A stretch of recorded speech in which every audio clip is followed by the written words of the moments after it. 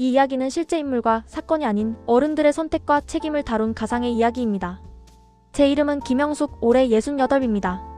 요즘 제 하루는 손주 보면서 시작해서 손주 보면서 끝납니다. 아들 부부가 맞벌이를 하다 보니 제가 도와줄 수 있는 건 이것뿐이라 생각했습니다. 이 집은 겉으로 보면 참 평범합니다. 아침이면 며느리가 출근 준비를 하고 아들은 서둘러 넥타이를 매고 손주는 제 다리를 붙잡고 놀자고 떼를 씁니다. 저는 그 모습이 좋았습니다. 그래도 우리 집은 큰 걱정 없이 돌아가는구나. 그렇게 믿고 있었습니다. 며느리 서진. 어머니, 오늘도 좀 부탁드릴게요. 저녁 약속이 있어서 조금 늦을지도 몰라요. 영숙. 그래, 일하는데 내가 도와줘야지. 너무 늦지만 말고. 그날 오후 손주가 낮잠에 들었습니다. 이불을 덮어주고 돌아서는데 머리맡 탁자 위에서 불빛이 반짝였습니다. 며느리 휴대폰 화면이 켜져 있었고 알림창에 짧은 메시지가 떠 있었습니다. 어제도 고마웠어. 보고 싶네. 보내는 사람 이름은 제 아들이 아니었습니다. 영숙.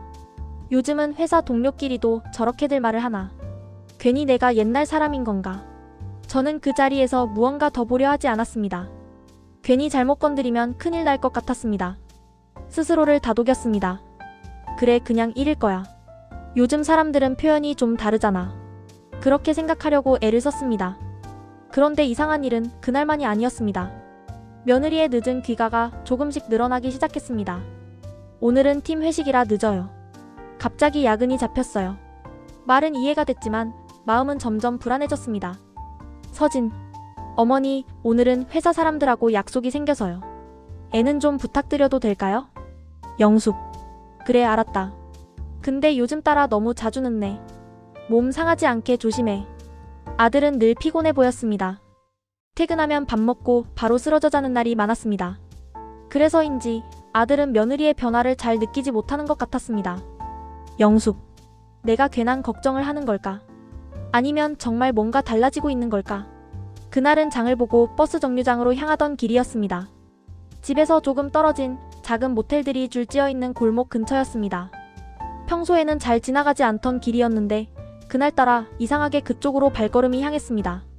그때 골목 입구 쪽에서 익숙한 실루엣이 눈에 들어왔습니다. 며느리였습니다. 그리고 그 옆에는 제 아들이 아닌 남자가 서 있었습니다.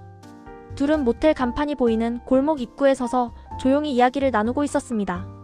남자가 먼저 웃으며 며느리의 머리카락을 살짝 넘겨주더니 주변을 한번 둘러보고는 아주 짧게 며느리의 입술에 입을 맞췄습니다.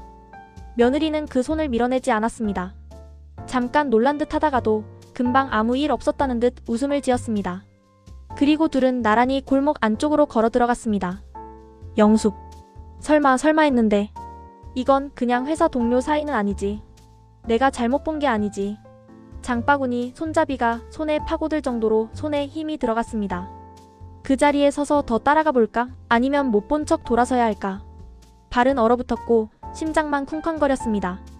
그날 밤 저는 그 짧은 입맞춤 장면을 수십 번, 수백 번씩 머릿속에서 다시 보고 또 보았습니다. 혼자 끙끙 앓다 보니 숨이 막히는 것 같았습니다.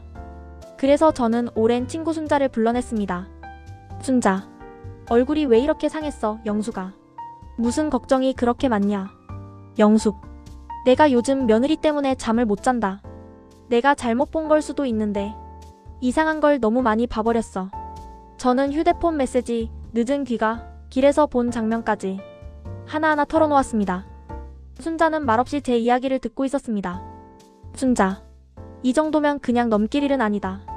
그렇다고 지금 당장 아들한테 다 말해버리면 집이 어떻게 될지 모른다. 영숙. 그럼 나는 어떻게 해야 하냐? 모른 척하고 살라는 거냐? 순자. 내가 사실을 알게 된 이상 예전처럼 아무 생각 없이 지내기는 힘들 거다. 그래도 애들 생각하면 한 번 더 생각해봐라. 당장 폭발시키는 게 답일 수도 있고 아닐 수도 있다. 그날 집에 돌아오는 길 저는 처음으로 이런 생각을 했습니다. 내가 보는 게 다 진실일까? 아니면 진실을 다 아는 게 정말 맞는 걸까? 며칠을 더 고민한 끝에 저는 결심했습니다. 먼저 며느리와 이야기를 해보자고. 손주가 낮잠에 든 오후 부엌에는 저와 며느리 둘만 남아 있었습니다. 설거지를 하던 물소리만 조용히 흘렀습니다. 영숙. 서진아, 요즘 회사는 어때? 사람들하고 잘 지내고 있어? 서진. 네, 뭐 그냥 평범해요. 요즘 일이 좀 많아서 그렇지. 영숙. 일이 많으면 사람도 많이 만나겠지. 회식도 많고 같이 다니는 사람도 생기고. 며느리의 손이 잠깐 멈췄습니다. 그리고 다시 설거지를 시작했습니다. 서진. 요즘 내 같이 프로젝트 하는 팀이 있어서 좀 자주 붙어 다니긴 해요. 오해하실 만한 건 아니에요, 어머니. 영숙. 내가 뭘 받는지는 말 안 하겠다. 다만 내가 알아서 선을 지켰으면 좋겠다. 이 집에는 너 혼자 사는 게 아니라 내 남편이랑 애도 같이 산다는 것만 잊지 마라. 며느리는 아무 말도 하지 않았습니다. 그 대신 고개를 깊게 숙인 채 설거지만 계속했습니다. 그날 저는 확신과 불안 사이 어디쯤에 서 있었습니다. 그날 밤 아들은 늦게야 들어왔습니다. 샤워를 마치고 거실에 앉더니 갑자기 이런 말을 꺼냈습니다. 준호.